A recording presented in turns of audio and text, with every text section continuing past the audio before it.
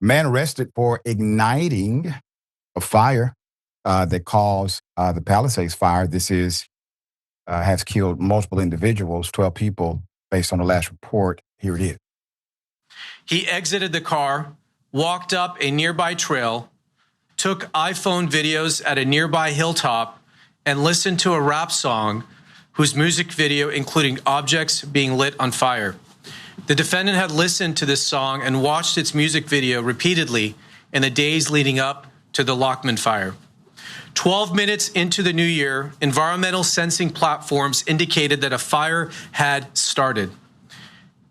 It took the defendant several tries to contact 911 to report the fire.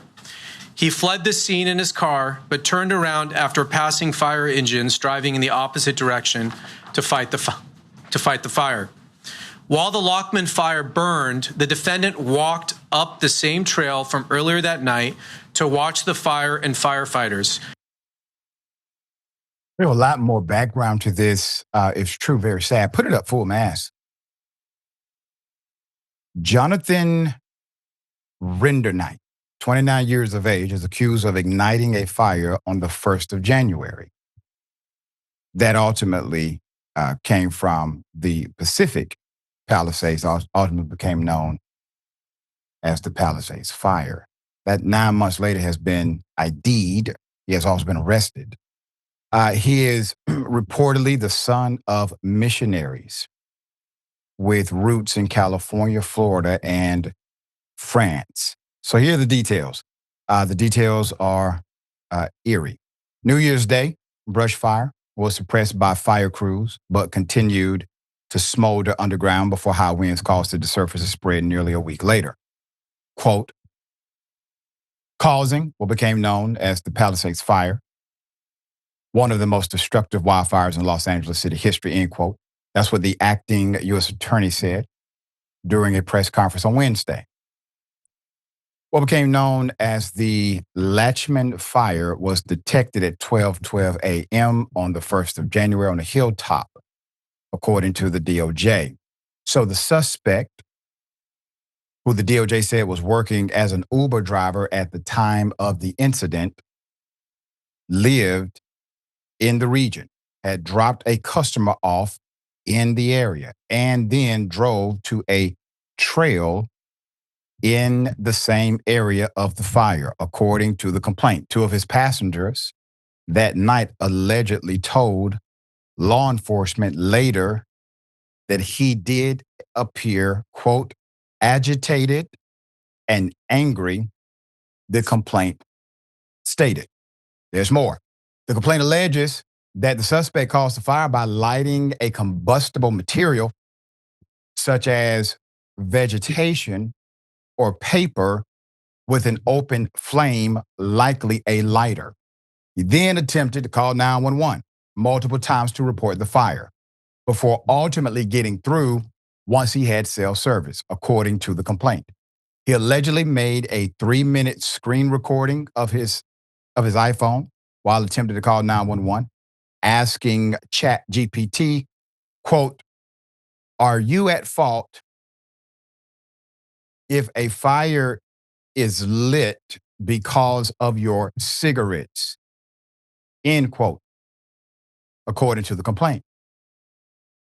Quote, based on my training and experience and this investigation, this indicates that the suspect wanted to preserve evidence of himself, trying to assist in the suppression of the fire, and he wanted to create evidence regarding a more innocent explanation for the cause of the fire, end quote. That's what a special agent said with the Bureau of Alcohol, Tobacco, and Firearms and Explosives. This was in the affidavit. So an official said the suspect left his car, but then returned and found firefighters responding to the blaze. There is no indication that anyone else was in the area at the time the fire started. So investigators interviewed the suspect on the 24th of January, during which he allegedly lied about where he was and when he saw the Lockman fire. That's according to the DOJ. Quote, he claimed he was near the bottom of the hiking trail when he first saw the fire and called 911. But geolocation data from his iPhone carrier showed that he was standing in a clearing 30 feet from the fire as it rapidly grew, the DOJ said in the press conference. From acting U.S. Attorney Esseley said he didn't want to discuss the motive, though he pointed to digital evidence that included in the complaint an image the suspect allegedly generated in July 2024 using ChatGPT, showing a part of burning forest and a crowd fleeing from it. Quote, you could see some of his thought process in the months leading up, where he was generating some really concerning images on ChatGPT, which appears to show a dystopian city being burned down. That's what the AG said.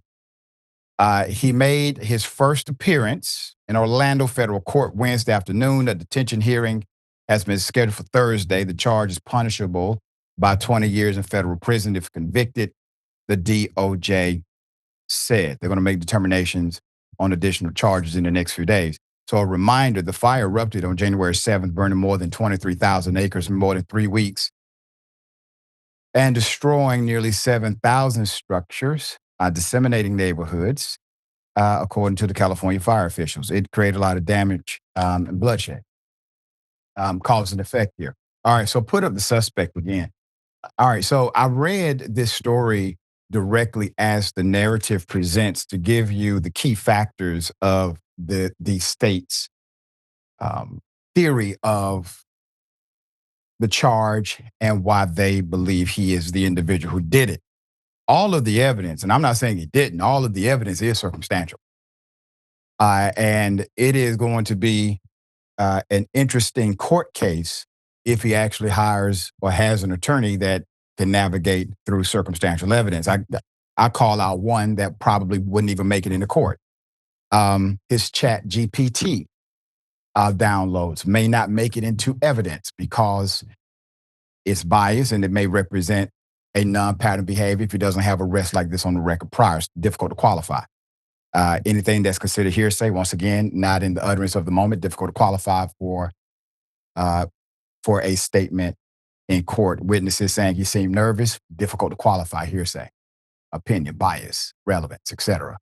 So all of these things in the narrative, even the cell phone data that says he was 30 feet away, well, there are stories that have shown, and I'm not saying he didn't do it. I'm just saying if this is all the evidence you have, this is going to be a difficult case if he hires an attorney, because the cell phone footage showing he was closer than he said he was.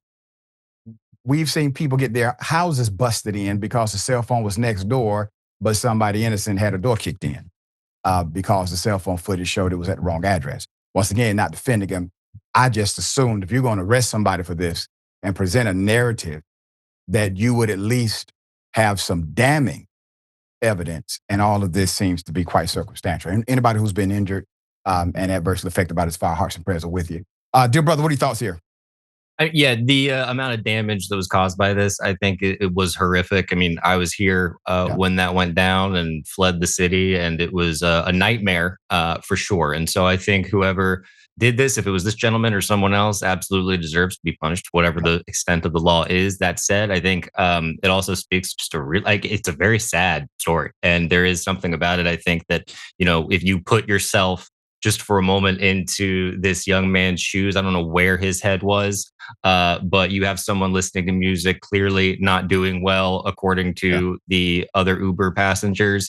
And I think that like something to maybe consider is just that this is one individual and there are others like this. We do have a gig economy right now. People do not feel like many places are not dystopian in some way. Yeah. And so I think that when you have a culture like that, these things are going to continue to happen. And I also was reminded when throughout all this ChatGPT stuff and all the phone stuff of the advice that I read regarding going to protests and making sure that you take your face ID off and make sure that you you don't give your passcode away and all of those kinds of tips, because I don't know what the legality is there, but I also go like, maybe don't hand over your cell phone in that scenario. I don't know what the rules are though. So that was what pops up mostly though. I just think it's sad and speaks to a far wider spread, no pun intended, problem in this nation.